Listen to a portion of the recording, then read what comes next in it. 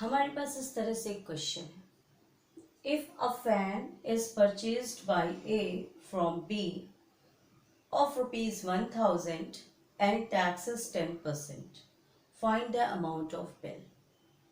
ये क्वेश्चन है और इसी से मैं आपको डिफरेंट चीज़ें समझाने जा रही हूँ इस वीडियो में कि हम जब भी कुछ खरीदने जाते हैं तो हमको किस चीज़ों से गुजरना पड़ता है, उस पर हमें जो कॉस्ट प्राइस होती है उससे कितना ज़्यादा पैसा देना पड़ता है, क्यों देना पड़ता है, सारी चीज़ें। तो यहाँ पर मैं एक तरफ से शुरू करती हूँ। हमने जब भी कोई चीज़ परचेज करते हैं तो उसका कोई कॉस्ट प्राइस होता है, क्लियर। और जब बेचा जाता है तो उसका कोई सेलिंग प्राइस होता है, क्लियर। तो उस सब के दौरान बीच में टैक्स भी लगता है। तो जो हमारा शॉपकीपर होता है या जो भी होता है, दो तरह की चीज़ें यहाँ पर वो लेता है। एक तो टैक्स ले सकता है, फिर वो डिस्काउंट लेता है, कभी कभी डिस्काउंट देता है, और कभी कभी वो सेलर प्रॉफिट लेता है। मतलब जब भी हम कुछ कहीं पर भी कोई खरीदता है तो कोई बेचता है, ठीक है, किसी भी सामान को। तो उसके दौरान एक तो उस सामान का रियल दाम होता है, उसको कहते हैं कॉस्ट प्राइस, ठीक। तो जब सामान बिकता है या खरीदा जाता है तो कभी कभी दुकानदार हमसे कहते हैं कि हम आपको डिस्काउंट ऑफर कर रहे हैं, सेल दे रहे हैं, यानी आपको सेल लगती है ना तो डिस्काउंट देते हैं। और उसी मॉडल में कोई भी सामान जब खरीदेगा और बेचेगा तो दुकानदार ज़रूर प्रॉफिट कमाता है, तो वो एक उसके अंदर प्रॉफिट कमाता है, या उसका दुकानदार का कभी कभी लॉस भी होता है। इन सब के अलावा हर चीज़ के ऊपर कुछ ना कुछ टैक्स ज़रूर लगता है, ठीक है। और ये टैक्स भी कितनी तरह का होता है और वो किस तरह लगता है, तो इतनी सारी चीज़ें इसके अंदर होती हैं। तो मैं एक तरफ से शुरू करती हूँ और कोशिश करती हूँ कि हर चीज़ आपके साथ समझा सकूँ। तो पहले मैं शुरू करती हूँ फॉर एग्जाम्पल एक सिंपल से क्वेश्चन के साथ कि एक बंदा ए है, उसने कोई चीज़ बी को सेल करी, मान लीजिए फैन, ठीक है। लिखा है फ्रॉम बी, दैट मीन्स ए ने फैन जो है वो बी से खरीदा, ए ने फैन बी से खरीदा, क्लियर। तो he is the buyer and he is the seller. और फैन का जो कॉस्ट प्राइस है वो आपका है 1000 रुपीज, और उस पर जो टैक्स लग रहा है वो 10%। ये वीडियो मेरा कंसंट्रेट है टैक्स के ऊपर, तो टैक्स बताने जा रही हूँ। गवर्नमेंट का जो टैक्स होता है ये भी दो तरह का होता है। एक होता है सेंट्रल टैक्स, एक होता है स्टेट टैक्स। क्योंकि हमारे इंडिया में दो तरह का गवर्नमेंट है। एक सेंट्रल गवर्नमेंट जिसमें आप, मैं समझा सकती हूँ जैसे आपको, जैसे जो दिल्ली की गवर्नमेंट है जो पूरे इंडिया को गवर्न करती है, क्लियर। तो ये मेरा सेंट्रल गवर्नमेंट का टैक्स लगता है। और किसी एक स्टेट की गवर्नमेंट, जैसे आपका मान लीजिए उत्तर प्रदेश हो गया या मान लीजिए मध्य प्रदेश हो गया, तो वहाँ का स्टेट गवर्नमेंट का टैक्स।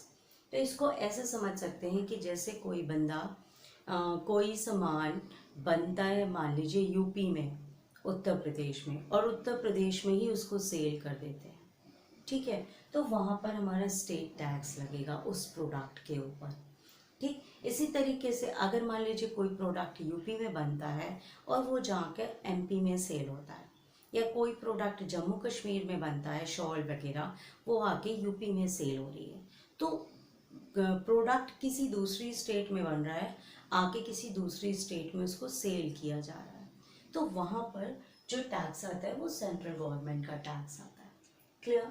तो इस टैक्स को आपके लिए इंट्रा स्टेट कहा जाएगा, स्टेट टैक्स को इंट्रा स्टेट, क्लियर। और जो सेंट्रल गवर्नमेंट का टैक्स होगा उसको हम इंटर स्टेट टैक्स कहेंगे, क्लियर। इसके बाद ये आपका कहलाता है CGST और ये होता है IGST। अब इसको हम कैसे कैलकुलेट करेंगे? मान लीजिए यही एक सिंपल क्वेश्चन है, और मान लीजिए एक केस ये है कि ये फ़ैन यूपी का है और हम यूपी की ही किसी सिटी में सेल कर रहे हैं, और या मान लीजिए ये फ़ैन यूपी का है और मान लीजिए इसको जाके मैंने मध्य प्रदेश में सेल किया, तो वहाँ पर इस पर कितना टैक्स लगेगा? सबसे पहले मैं ये एलिमेंट्री क्वेश्चन आपको सॉल्व करके दिखाती हूँ, उसके बाद दूसरी चीज़ें लूँगी। क्लियर? एक सिंपल सा मैंने क्वेश्चन लिया है, लेकिन आप अपनी बुक के किसी भी क्वेश्चन पे इसको ट्राई करेंगे, आपको आंसर ज़रूर मिलेगा।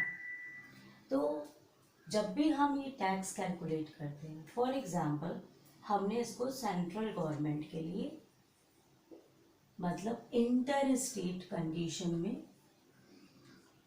टैक्स कैलकुलेट करना है, यानी फैन अगर यूपी का है और जाकर हम उसे एमपी में सेल कर रहे हैं, तो आपका जो कॉस्ट प्राइस है वो 1000 है और आपका जो टैक्स है वो 10%। क्लियर? तो आप एक सिंपल सा फॉर्मूला याद कर लीजिए तो बहुत आसानी होगी।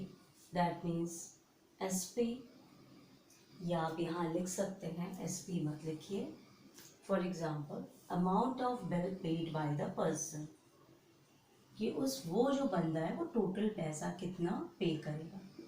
Amount of bill paid is equals to 100 plus 10 over 100 into, firstly I will give you the formula, 100 plus tax into cost price.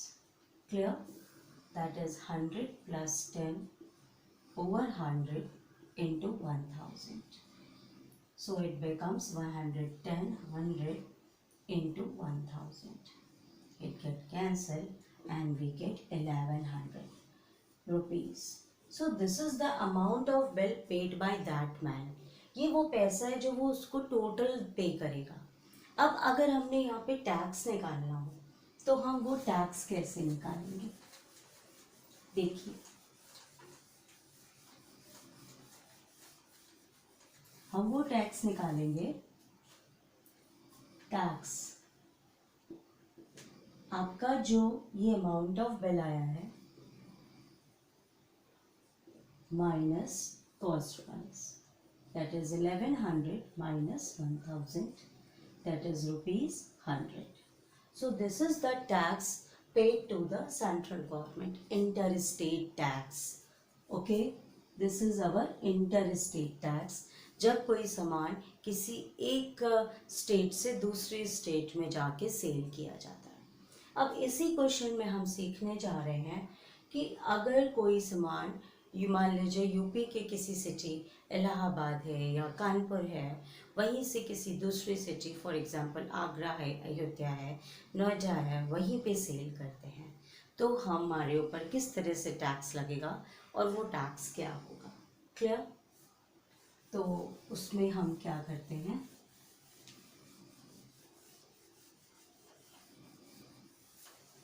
देखिए इसमें हम फर्स्ट स्टेप क्या करेंगे, and the tax is intra-state tax. Intra-state tax. Clear? Step 1, आपका जो tax percentage दिया हो just divided by 2, तो ये आपका 10% है, सो 10% by 2, that is it becomes 5%. Clear? Now in the second step, this is 1000. तो ये सेकेंड स्टेप में जब इंट्रा स्टेट टैक्स लगता है तो उसका कुछ टैक्स का पैसा स्टेट गवर्नमेंट में जमा होता है और कुछ टैक्स का पैसा सेंट्रल गवर्नमेंट में भी जाता है। That's why we divide the tax into 2 parts. And now tax for CGST and tax for IGST, आप 2 पार्ट्स में टैक्स निकालोगे तो आपको 1000 इंटू 5/2, सॉरी 5 नहीं 5/100, दैट मीन्स आपका फॉर्मूला क्या हो गया, CP इंटू टैक्स बाय 100, ये वाला जो टैक्स है। क्लियर? इसी तरीके से सेम प्रोसेस करना है, मतलब इसको आपको दो पार्ट्स में अलग अलग डिवाइड करना है। तो आपका आंसर आ जाएगा यहाँ 50 and in upper case we also got 50. Clear? So this is the second step. This is the step number 2. Now step number 3, that is amount of bill paid. That means total money that seller paid to the buyer. कितना पैसा वो उसको total देगा, clear, दुकानदार को। Now you add cost price, CGST and IGST. Okay, these are the two taxes, one for state government, one for central government. Now we have cost price 1000, now tax is 50, then 50, that means we have overall 1100. Okay, here we got the same values, but in this way you have to find out the answers. Okay, now I am going to extend the question. मैं इसी को थोड़े सा आगे बढ़ा रही हूँ. If cost price of fan is rupees 1000, again if the fan is, the cost price is the 1000 and a discount of 20% is given. That means now the seller gives buyer a 20% discount in order that fan should be sold. Find the amount of the bill of if GST is 10%. But again tax should be imposed on that thing. तो tax तो 10% लग रहा है, लेकिन उसके साथ साथ जो शॉपकीपर है वो 20% का बायर सेलर को डिस्काउंट दे रहा है। तो इस केस में आप ये कैसे निकालेंगे कि उसने कितना टोटल बिल उस शॉपकीपर को दिया, या what is the tax paid by the buyer. Okay, तो आपका जब अगर यहाँ पे ये डिस्काउंट दिया हो, क्लियर, तो आप कैसे करोगे? अगर हम मान लीजिए केस ले रहे हैं पहले इंटर स्टेट का, उसके बाद हम इंट्रा स्टेट का भी क्वेश्चन करेंगे। दैट मीन्स फर्स्ट स्टेप यहाँ पर होगा, you have to find the cost price of fan after discount. जितना उसको डिस्काउंट मिल रहा है पहले आप उसका कॉस्ट प्राइस निकालिए। Now for that case the price of fan is equals to 100 minus discount percent over 100 into CP। ये याद करिए, जब डिस्काउंट होता है तो हम उसको माइनस करते हैं, क्योंकि डिस्काउंट में मेरी चीज़ का दाम कम हो गया, हमें वो सामान कम पैसे में मिलता है, we got that thing in a lesser value. No, 100 minus 20 over 100 and CP is 1000. That means we get 80 over 100 into 1000, that is we got 800. Now tax is imposed on rupees 800. इस पैसे पर टैक्स imposed होगा, not on 1000. Clear? So this step should be done if this type of question is asked. Now after that you find the amount of bill. Clear? Amount of bill. Now for that we have again the formula, amount of bill, that is 100 plus tax percent over 100 into cost price. Clear? Now substitute all the values, we get 100 plus 10 over 100 into, now here CP is 800 which we calculated. जो हमने discount के बाद 800 लगाया वो यहाँ पर लिखेंगे, 1000 नहीं लिखेंगे. तो ये हो गया 110, 100 into 800, that means we get 880. Clear? So this is the amount of bill paid by the buyer. और अगर हमें टैक्स निकालना है तो tax paid is 880 minus 800, that is 80 rupees. Clear? In this way we get the answer. Now if the same question is given and we have to calculate in case for intra-state condition, when this transaction is done in a state. Now the first step again, find the discount, that is find the cost price after discount. In both the cases you have to do same thing. Clear?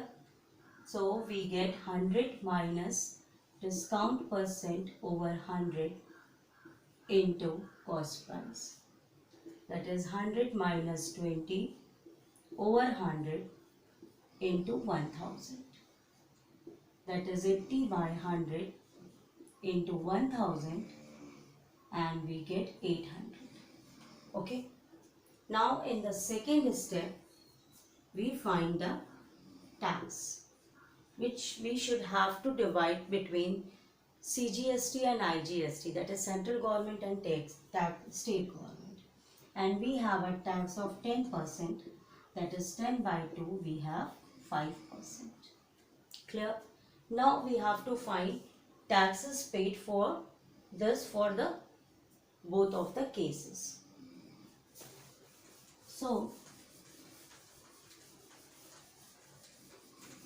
I think the concept is clear to you. आप इसको किसी भी question में apply करोगे आपका जरूर answer आएगा. Now find IGST and CGST. 800 into 5 of 100, that is 40. 800 into 5 of 100, that is 40. So amount of bill, that is 800 plus 40 plus 40. Clear? So we get the answer 880 rupees.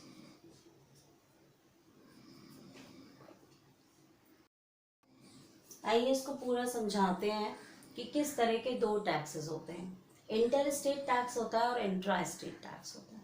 जब हम कोई सामान Maharashtra government में खरीदे, महाराष्ट्र स्टेट में खरीदे और जाके उसे गुजरात में सेल कर रहे हैं तो वो मेरा इंटर स्टेट टैक्स हो गया. यानी एक स्टेट से लिया डीलर ने और दूसरे स्टेट में सेल किया. और जब एक ही स्टेट के किसी एक शहर से हमने खरीदा और उसी स्टेट में हमने सेल किया तो वो मेरा इंट्रा स्टेट उसमें टैक्स कैलकुलेट होगा. इसमें जो टैक्स की वैल्यू होगी उसे एज इट इज़ लेंगे. जैसे मान लीजिए अगर 20% टैक्स है तो 20% रख के ही कैलकुलेट करेंगे. लेकिन यहाँ पर जो टैक्स होगा उसको आप 2 से डिवाइड करके तब आप वैल्यू लगाएंगे. जैसे मान लीजिए आपका टैक्स 20% दिया है तो 20 को आप 2 से डिवाइड करोगे, that means you have got 10%. Clear? Third step में इसका जो टैक्स, अगर सिर्फ ये पूछा जाए कैलकुलेट द टैक्स, तो आपका जो भी कॉस्ट प्राइस होगा इनटू टैक्स बाय 100. क्लियर? और यहाँ पर आपका जो टैक्स कैलकुलेट होगा it is divided into 2 part, IGST and CGST. Cost price को ये जो आपका हाफ करके टैक्स आया तो दोनों केस में अलग अलग निकालेंगे. तो एक जो पैसा होता है वो स्टेट गवर्नमेंट को जाता है, एक पैसा सेंट्रल गवर्नमेंट को जाता है. But the total tax paid by the buyer during that transaction is the sum of that tax, 2 taxes. लेकिन बायर को तो वो दोनों टैक्स देना है ना, तो उन दोनों का सम जो है वो बायर को पे करना है. Now amount of the bill paid in case of inter state tax. तो आपका जो कॉस्ट प्राइस है और ये जो टैक्स का वैल्यू आएगा उसको ऐड कर दीजिए, या इसके क्वेश्चंस में हम डायरेक्टली फॉर्मूला लगा सकते हैं डायरेक्टली अमाउंट ऑफ बिल निकालने के लिए। 100 प्लस टैक्स परसेंट, जैसे आपका 20% है तो आपने 100 प्लस 20 कर दिया, 100 into cost price. So this is the trick for the case of inter state taxes. Okay, now in case of intra state आप क्या करोगे, ये जो आपने दो अलग अलग टैक्सेस निकाले हैं उनको ऐड करोगे, और कॉस्ट प्राइस जो स्टार्टिंग में है, कॉस्ट प्राइस किसी भी सामान का, वो ऐड करोगे। तो इंट्रा स्टेट में इस तरीके से अमाउंट ऑफ बिल निकाला जाता है। तो मेरे ख्याल से आपको बिल्कुल अच्छी तरीके से दोनों टैक्सेस समझ में आ गए होंगे। Just apply this concept in your questions and I am sure that you will get each and every answer for that. Thank you.